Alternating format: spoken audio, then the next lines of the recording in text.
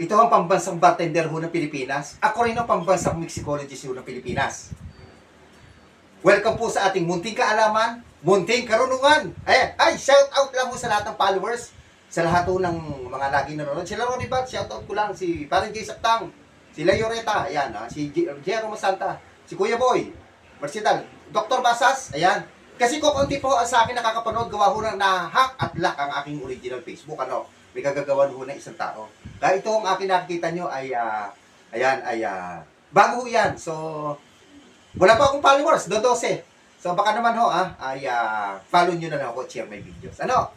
Nag-i-start po tayo sa umpisa. Sana ho, mabalik yung ating original Facebook. Ano? Sa lahat ng followers, ang dami nung nunod yung aking original na Facebook. Sayang, ano? But anyway, ganun ho talaga. May nangyaring hindi ho maganda. Mag-start po tayo sa umpisa, okay? Ayan, ano ba pag-uusapan ho natin yan? Kwento ko lang ho isang manifest. Baka kasi wala pa akong followers, magulat kayo. Baka sabihin nyo, wala akong followers, walang nanonood. Talagang wala, nahack, block ho aking original Facebook. Meron almost 7,000 followers din ho yan, kahit maliit. Okay na rin naman ho yan. So, ano ngayon? Mag-start tayo sa umpisa. Ayan, baka sa tulong nyo, tumaas yung ating followers at saka views. Okay, ano ba pag-uusapan natin? Ito hong nasa harap nyo. Ito nasa harap nyo, ito yung isang uri ho ng gin, ha? Ito, gin. Bakit magulat kayo? Yan lang ho ba kayo nakakita ng isang uri ng gin na black ang itsura? Oh, meron ho, ito. Ayan. Oh. Ito, oh. Yan, maganda ho ito. Ayan. Okay. Ito ho ay isang uri ng gin kasi mostly nakita yung gin. Ang dami ho natin dito, puro puti, di ba?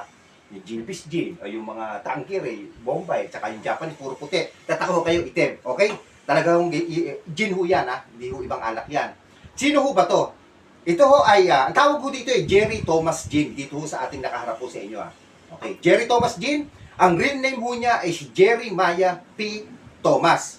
Alam nyo, si Jerry Maya P. Thomas ho na yan ay isa ho siyang American bartender. Ano po?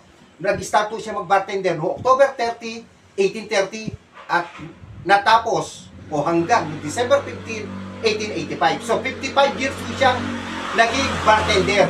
Ito hong si Jerry P. Thomas at ito nga ho na ang na-establish niya yung tinatawag na Jerry Thomas Gin. Okay? Actually, meron nga ho siyang signature drink. Alam niyo kung ano pangalan tinatawag ng Blue Blazer. Kasi yung Blue Blazer, tinignan ko, meron ho siyang isang uri ng liquor. Wala ho ko, kaya hindi ko matimpla. Malay nyo, dumating ang panahon, matimpla ho natin yung tinatawag na Blue Blazer na signature drink ni Jerry Thomas Gin o ni Jerry Maya Thomas. Kung tawagin, ano.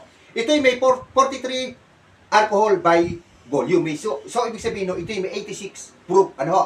Saan ho ba galing ho itong Jerry Thomas Gin ho na to? Ito ay gawa ho to sa bansang Italy. Ito, gawa ho sa bansang Italy to, ha. Alam niyo, yan ho si Jerry Thomas o si Jerry P. Thomas ho na yan. Yan ho ang binansagang father of mixicologist. Kung ako sinasabi ko, kung ang kaharap nyo ay pambansang mixicologist doon ng Pilipinas, ito naman ho si Jerry Thomas ay siya naman tinatawag na father, ha. Tandaan natin, father of mixicologist. Okay, yan. Ito ang kwento ni Jerry Thomas Gin o ni Jerry Maya P. Thomas in real name. Yan, gin ho ito. But kung meron ho kayo kung gusto malaman about mixing ng Jerry P. Thomas Gin ho na to, ay Jerry Thomas Gin. Meron ho akong mga minixo nito, meron ho akong few na minixo nito. Okay?